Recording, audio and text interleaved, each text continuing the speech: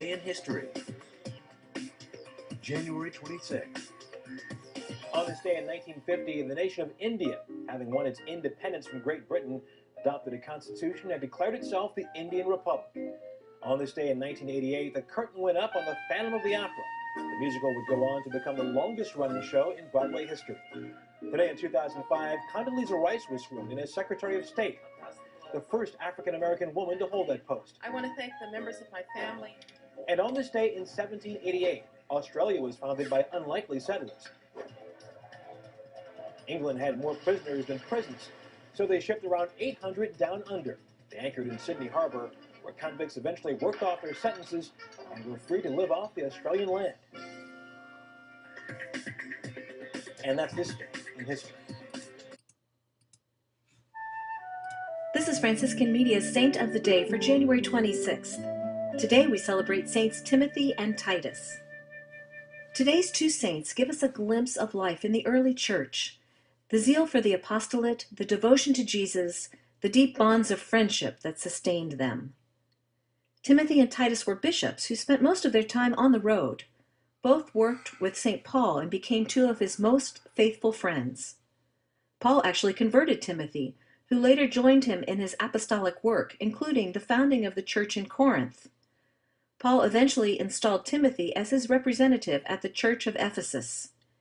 Timothy died at the end of the first century, probably in the year 97.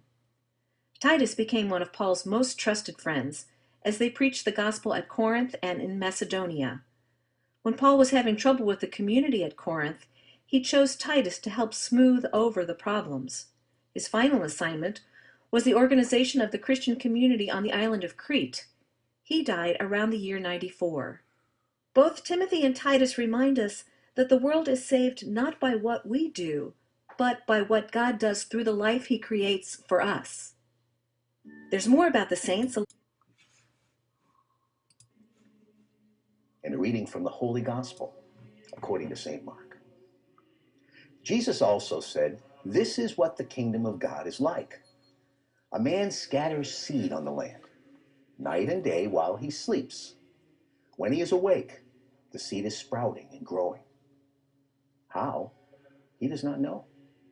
Of its own accord, the land produces first the shoot, then the ear, then the full grain in the ear. And when the crop is ready, at once he starts to reap, because the harvest has come." Jesus also said, "What can we say that the kingdom of God is like? What parable can we find for it? It is like a mustard seed, which at the time of its sowing is the smallest of all the seeds on the earth. Yet once it is sown, it grows into the biggest shrub of them all, and puts out big branches, so that the birds of the air can shelter in its shade." Using many parables like these, he spoke the word to them, so far as they were capable of understanding it. He would not speak to them except in parables, but he explained everything to his disciples when they were by themselves. The Gospel of the Lord.